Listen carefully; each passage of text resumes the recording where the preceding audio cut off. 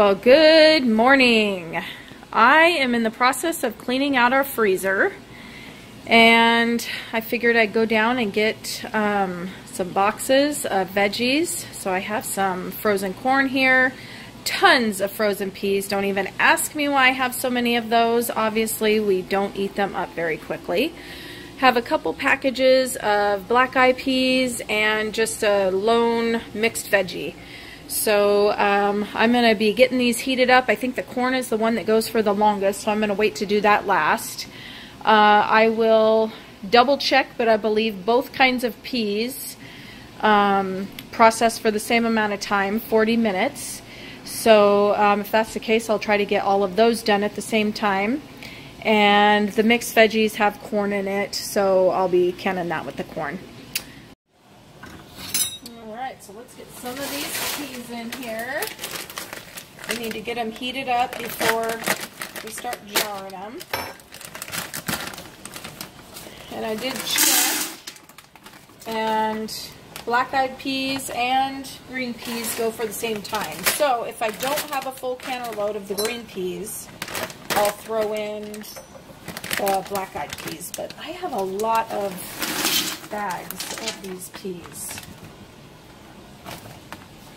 So I'm going to continue filling up this pot, and we'll get these heating up. And then when the jars are done washing, we'll jar them up.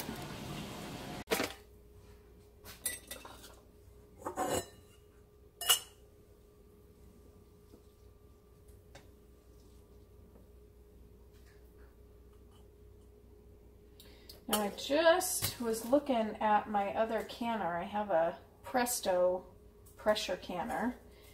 And I noticed that the bottom has a bunch of pitting in it. So I don't know what's going on with that, but while I check it out and do a little bit of research, I'm not comfortable using it, which is unfortunate because I could stack my pint jars in that one, but I can't stack in my All-American. So that bums me out a little bit. Putting some peas in there. Oh, I also wanted to get some salt. Alright, we'll put half a teaspoon of salt, and I use canning salt. You can use pink salt. You just don't want to use iodized salt.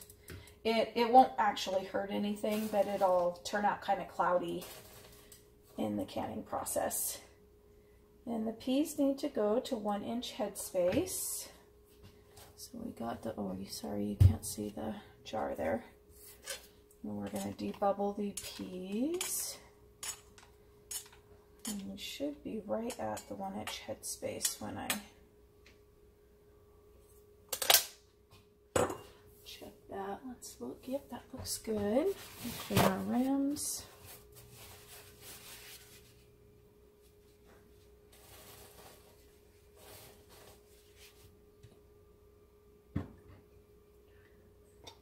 Get a lid on there, and a ring. And these are going to look really pretty at the moment, but you'll see when I take them out of the canner, they're going to lose some of their greenness, which is actually why I don't can peas usually. I don't like the canned peas that you get in the store. And I've never canned them up because to me they get kind of mushy. But I'm going to see if home canning them will be a little different. And I also need to make room in my freezer. So right now it's kind of need to versus a which way would I prefer to do it. So I'll jar up this jar, and then I'll bring it back when they're about to go in the canner. Put the salt in there. We'll debubble these bad boys. Check for the headspace. Looks great.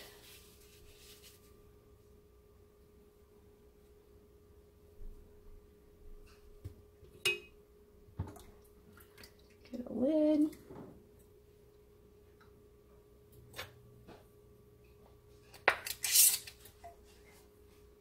And another one down. So I have 10 pints of peas in the canner, and I am going to put the lid on and bring this up to pressure. We're going to vent it for 10 minutes, and by venting that means, well, here, I'll just show you. So we're going to put the lid on. Sorry, I'm trying to do this one-handed, not so easy. Hold on, I'll put you on the stand. So with the All-American, it's important to get the lid, I don't know if you can kind of see, but there's a gap that goes all the way around. And before you start to use it, you need to tighten down the lug nuts on every side. But you want to make sure that your lid is even. So I just have my handy dandy screwdriver that I keep beside it all the time. And then you want to take opposite ends and tighten them together so that that stays even. Get those going all the way around.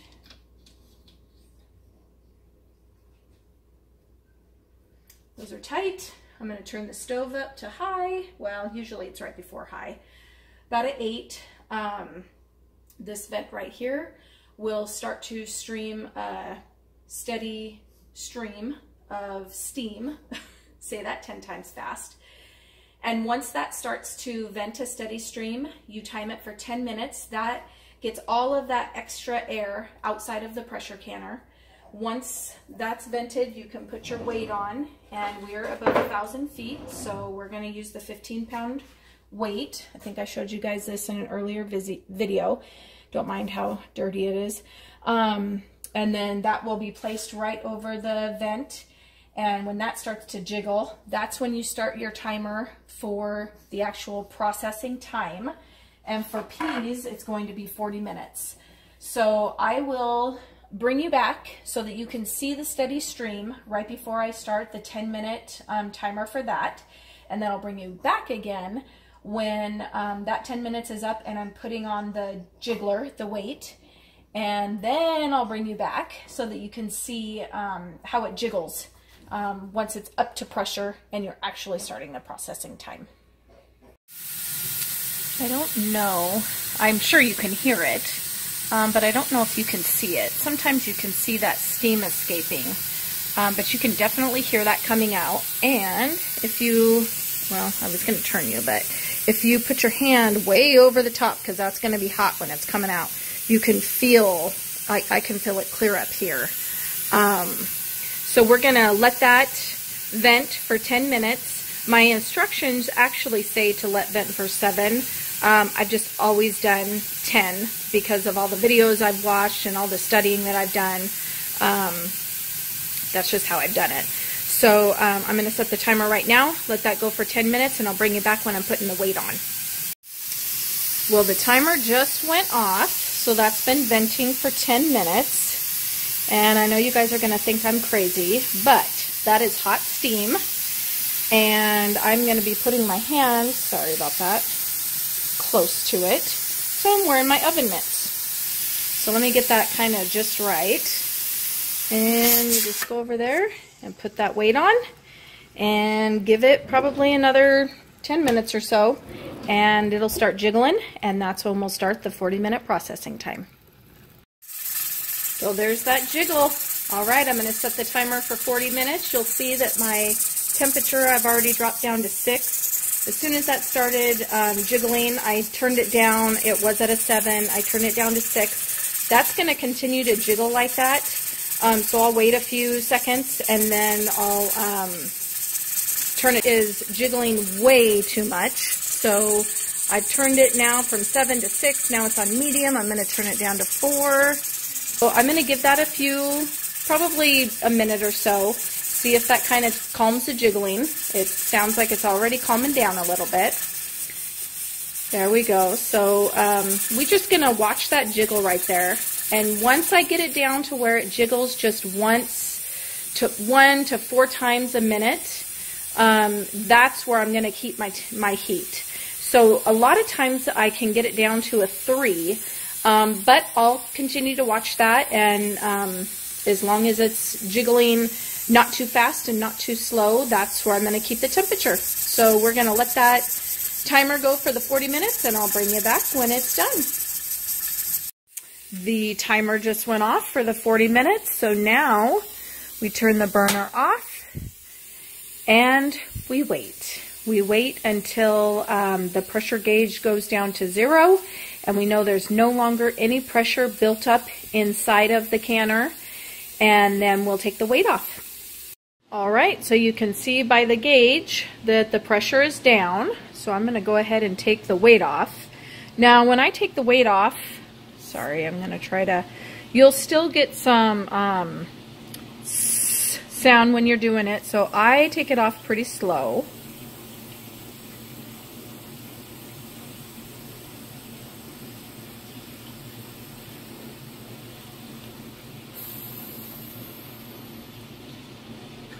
And now I'm going to wait 10 minutes, and then I'll vent the lid, just kind of take it off and set it up a little bit. I don't take it all the way off. I wait another 10 minutes, and then I take the lid fully off. All right, so here's my favorite part. We get to take off the lid. It is very hot, so remember to open it up away from you. And there's usually some condensation and stuff that builds up, so you can kind of let it drip. All right, so there's our peas. Let me get my, we'll take out that one. There was a pop. And if you're, if you look at it close enough, you can still see that it's boiling. I saw a couple bubbles there. Some more pops.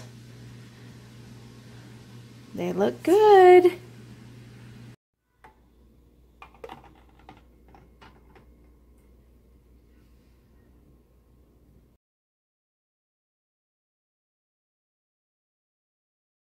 I ran out of time yesterday to finish canning.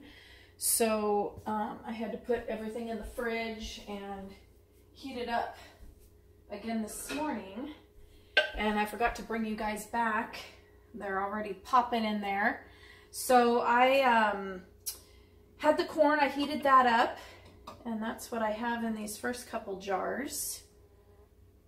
It turned out pretty good. So I can't remember, I think I got 7 jars out of the bags that I had. And then in the other ones, I have some of the leftover peas. I have some of the leftover black-eyed peas. You can see those in there. And then I also have, it's really kind of hard to see in there, but I had that one lone package of the mixed veggies, and I just threw those in the pot. Actually, you know what? I could be wrong. I think those are the ones that I'm going to be throwing in right now. Because I had put these together and then forgot to throw the bag of mixed veggies. So I think that's going to be the next batch that I do. So I'm going to can up those mixed veggies with the leftovers of these mixed veggies. And there's probably going to be a little bit of broth left over as well. So I'll probably get a little thing of broth. I got the mixed veggies all jarred up. And that one's about 3/4 of the way full. It's not quite full, but full enough that I'm going to can it. Got about 3 3/4. And then I got 2 jars of broth. And it is not very pretty broth. It's got kind of a funky color to it. But it's got all of the flavor from the peas, the corn, the black-eyed peas, those mixed veggies. So I'm not going to throw it away.